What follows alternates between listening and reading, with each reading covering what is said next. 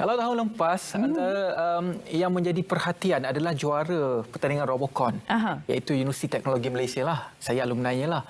Dan juga tahun-tahun sebelumnya juga, antara pertandingan yang menjadi tumpuan di peringkat IPT. Kerana apa? Robocon ini bukan sahaja dipertandingkan di peringkat Malaysia, malah pemenang ataupun juara akan diangkat dan juga dipertandingkan di peringkat antarabangsa untuk menunjukkan bagaimanakah potensi anak muda kita dalam dunia kejuruteraan, terutamanya mekatronik, mechanical dan juga elektronik. Dan sebenarnya banyak lagi. Nanti kita akan perincikan. Ya, betul, semestinya kita akan berbicara tentang perkara ini dan anak muda yang akan mengharumkan nama Malaysia, itu yang paling utama. Baik, dan bersama dengan kita di studio saya kenalkan iaitu antara orang kuatnya iaitu Encik Muhammad Nafi Rezani Tahrir selaku Ketua Penolong Pengarah Bahagian Mahasiswa Holistik Jabatan Pendidikan Tinggi. Assalamualaikum. Waalaikumsalam warahmatullahi.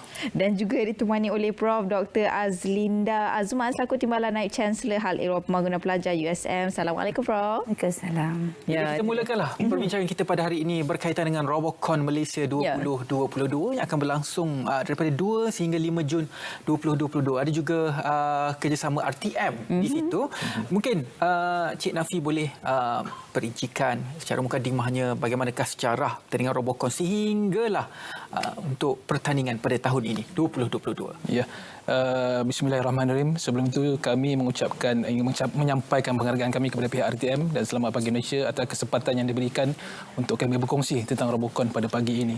Okey, Robocon ataupun Robot Contest merupakan pertandingan robotik di peringkat Asia Pasifik di bawah penganjuran Asia Pacific Broadcasting Union atau ringkasnya ABU. Sebenarnya sejak tahun 1975 lagi Malaysia telah meletakkan wakilnya iaitu Radio Television Malaysia RTM di dalam keanggotaan ABU ini. Seterusnya kalau kita lihat dari segi sejarahnya pula, Robocon ini sebenarnya telah diinspirasikan oleh NHK Jepun di mana melalui kolaborasi dan untuk mewujudkan semangat kerjasama bermula tahun 2002 kerjasama mereka telah dapatkan komitmen daripada hampir 300 stesen penyiaran antarabangsa seluruh negara untuk menganjurkan Robocon secara tahunan bermula tahun 2002. Jadi kalau untuk tujuan itu juga Malaysia mengambil semangat itu untuk sama-sama mengajukan Robocon di peringkat kebangsaan lah. Kalau ikutkan tahun ini 2022 merupakan tahun penganjuran yang kali ke-21 untuk peringkat antarabangsa. So di Malaysia kita ada Robocon Malaysia 2022 kali ini. Kalau ikutkan Robocon Malaysia ini kita buat secara tahunan tadi tu dengan penganjuran bersama oleh Jabatan Pendidikan Tinggi dan juga Radio Television Malaysia RTM lah. Jadi untuk tahun ini kita dapat komitmen sokongan daripada Universiti Sains Malaysia selaku penganjur bersama untuk memastikan pertandingan Robocon tahun ini dapat dijayakan, dapat dilaksanakan dengan gemilang insya-Allah. Baik, dan Prof, bila bercakap tentang formatnya pula, bagaimana dari segi format pertandingan ini dan juga bagaimana Robocon Malaysia 2022 ini dimainkan? Silakan Prof. Terima kasih Sophie. Sebenarnya pertandingan ini akan dijalankan secara bersemuka dan kita berharap bahawa kita mengikut standard SOP lah yang telah ditetapkan sebab dia agak challenging juga kerana kes yang meningkat dan sebagainya, tapi kita akan cuba dan USM telah bersedia sebagai penganjur bersama untuk menganjurkan pertandingan ini dan kita juga mempunyai pakar-pakar yang membantu dari segi teknikal dan sebagainya, terutamanya daripada Pusat Pengajian Kejuruteraan Elektrik dan Elektronik di bawah Prof Syaril Azmin Suwandi jadi kami semua telah bersedia dan kami berharap bahawa lebih banyak lagi penyertaan. Ketika ini kita telah mempunyai 21 penyertaan daripada universiti-universiti tempatan dan juga universiti swasta. Kita juga ada daripada Pusat Latihan Teknologi Tinggi, daripada kolej-kolej swasta, komuniti, politeknik dan juga daripada KPN iaitu Kementerian Belia Negara tinggi negara. So itu adalah antara mereka-mereka yang terlibat dan kita ingin meningkatkan lagi kompetensi dan pembangunan bakat mahasiswi dalam bidang teknologi robotik ini. Jadi akan diadakan pada 2 hingga 5 Jun insya-Allah di Universiti Sains Malaysia, iaitu di Pusat Sukan di Azman Hashim. Kompleks Sukan Azman Hashim, Universiti Sains Malaysia, Pulau Pinang. Itu dia. Dan sekarang ni kalau kita lihat di kaca TV sekarang ni Encik Nafi mungkin boleh jelaskan dengan lebih lanjut lagi. Okey, yang ini sebenarnya adalah rakaman bagi Robocon tahun 2021 lah, tahun lepas. Yang mana ini kita untuk tahun 2021 apa yang kita buat adalah pertandingan dibuat secara online, secara dalam talian. Jadi kita buat rakaman dan juga kita hantar kepada penganjur utamanya untuk mereka meneliti dan sebagainya. Kemudian kita akan buat pertandingan itu secara live streaming. Jadi ketika itu temanya adalah untuk membidik ataupun menembak anak panah ke dalam busur ke dalam bekas-bekas yang disediakan tu, di mana setiap satu bekas tu dia akan menyumbang markah yang berbeza. Jadi kalau ikutkan performance kita memang antara yang terbaik lah, kerana pasukan Malaysia mendapat tempat yang ketiga untuk kejuaraan antarabangsa pada tahun lepas. Itu dia. Ya, itu sangat membanggakan. Kalau di peringkat antarabangsa hanya juara yang dibawa ke peringkat antarabangsa. Ya, untuk pemilihan wakil Malaysia untuk pemilihan wakil Malaysia kita adakan dulu Robocon Malaysia peringkat kebangsaan ini, di mana semua IPT dijemput untuk bertanding dan juaranya nanti ataupun johan bagi Robocon Malaysia akan terpilih untuk mewakili Malaysia secara automatik lah. Kalau contohnya macam tahun lepas, urustia utama induk dia di China, dia membenarkan penyertaan 2 pasukan.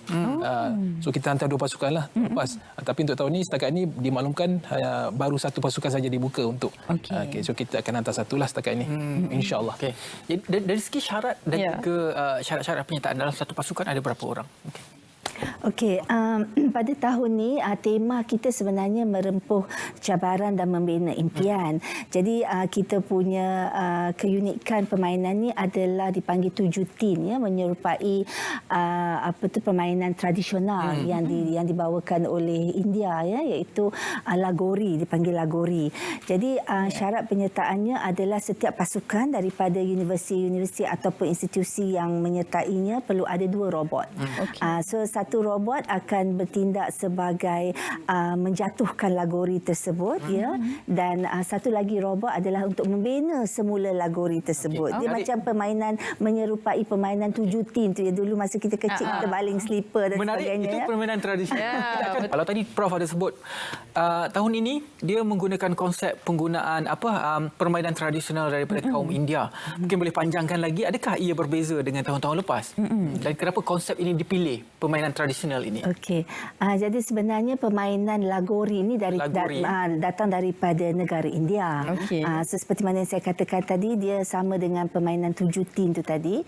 Jadi pasukan akan menghantar 2 robot, ya. Robot itu akan bertindak sebagai menjatuhkan lagori tersebut dalam tempoh 30 saat, lepas tu membina semula lagori tersebut dalam tempoh 60 saat. So all in memang setakat 60 saat sahaja. Jadi pasukan itu akan bertindak sebagai hitter dan juga seeker. Untuk yang mereka yang sebagai seeker itu akan dikira markah mereka. Jadi apabila lagori itu dibina semula, jadi pihak lawan akan memastikan satu robot untuk mengganggu supaya pembinaan semula itu ada gangguan lah, kekangan. Dari situlah mereka mendapat markah dan sebagainya. Jadi yang ini memang sangat-sangat interesting, sangat unik, memang telah dilihat dengan teliti, ya, untuk tim Universiti Sains Malaysia, dan setiap tahun dia memang berubah-ubahlah. Tetapi untuk Malaysia kali ini, kita memang untuk peringkat kebangsaan kali ini kita memang menjurus kepada 7 tin sebab dia sesuai dengan dia punya tema itulah merempuh cabaran dan membina impian. So dia jatuhkan dan dia membina semula. Jadi Cik Nafi, adakah konsep permainan ini berbeza setiap tahun? Dan bagaimanakah tahap kesukaran itu ditetapkan akan setiap tahun.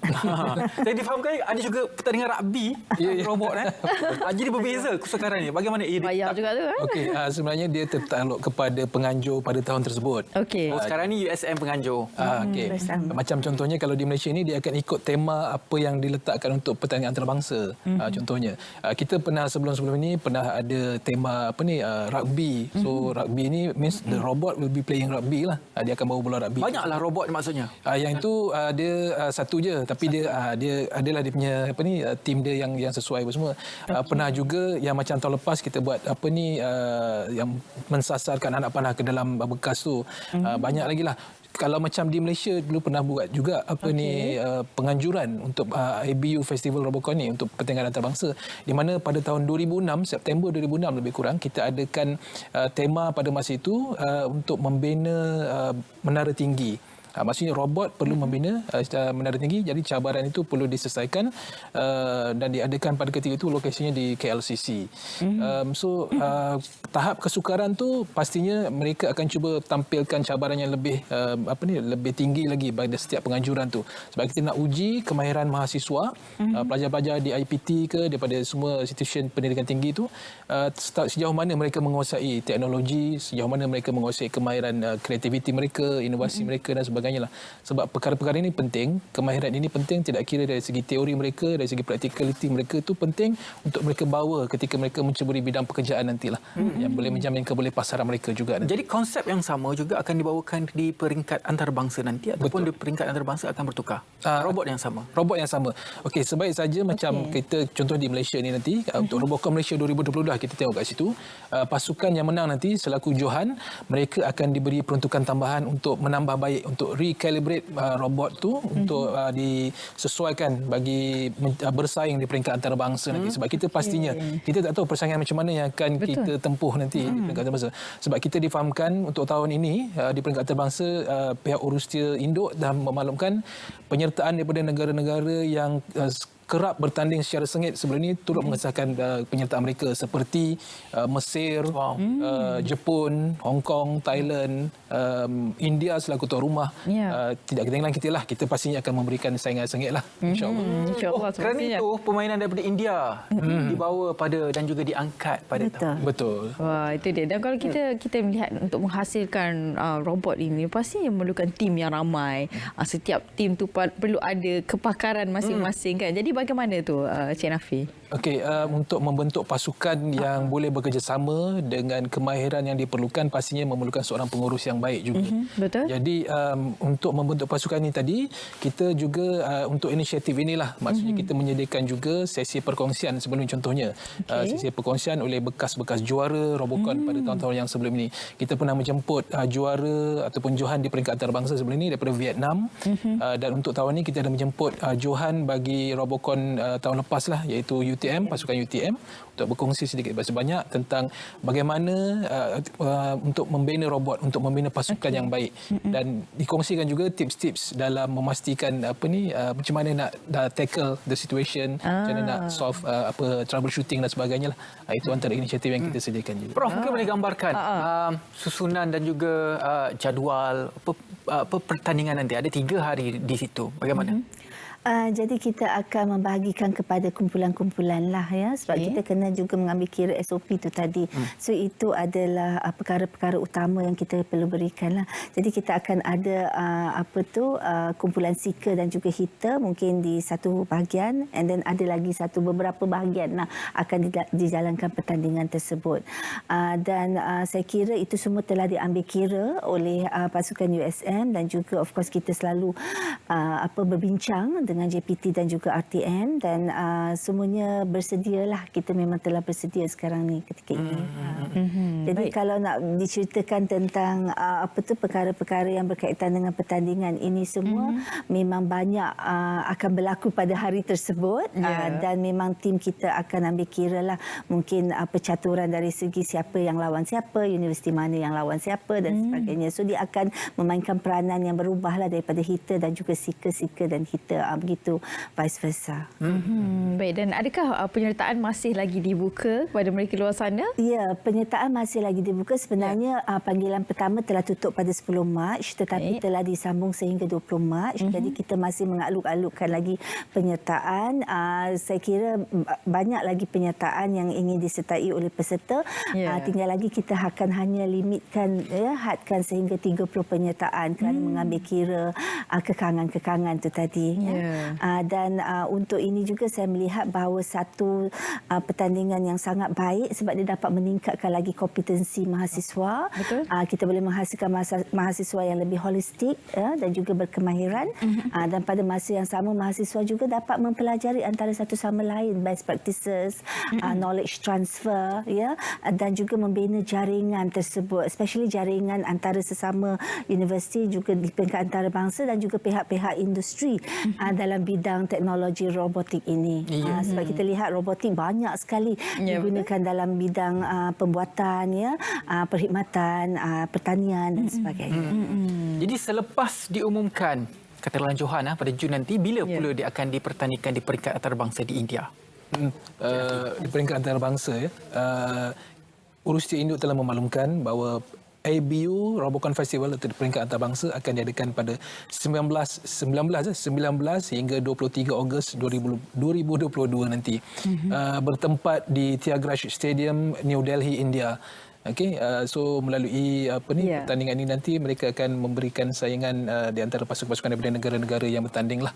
Setakat ini begitu. Maksudnya selepas juara diumumkan mereka ada lebih kurang dalam 2 bulan. Lebih kurang 2 bulan. Untuk menambah baik apa sahaja kekurangan lah robot-robot mereka itulah. Jadi itu dia berkaitan dengan Robocon Malaysia 2022. InsyaAllah kita akan melihat persaingan lebih sengit daripada pasukan-pasukan daripada IPT. Bukan sahaja di universiti-universiti seperti mana UIA, UTM yang selalu menyertai pertandingan ini, tetapi juga ada penyertaan daripada Politeknik. Jadi ia merupakan satu pertandingan yang holistik. Kita dapat lihat semua mahasiswa-mahasiswa kita di IPT bertanding untuk Robocon 2022. Itu dia, pasti setiap daripada mereka ini akan menunjukkan skill yang berbeza semestinya dan persaingan semestinya akan menjadi sangat sengit. Dan ada sedikit hiburan yang saya ingin berkongsi kepada anda. Bagi anda yang ingin menonton Robocon Malaysia 2021, jangan lupa boleh menonton pada 26 Mac 2021 pada hari Sabtu pukul 1.30 tengah hari sehingga 2.30 petang di TV1. Itu dia. Baik, terima kasih kita ucapkan pada dua-dua tetamu kita, iaitu Encik Muhammad Nafi Rizani Tahir selaku Ketua Penolong Pengarah Bahagian Mahasiswa Holistik Jabatan Pendidikan Tinggi. Terima kasih banyak.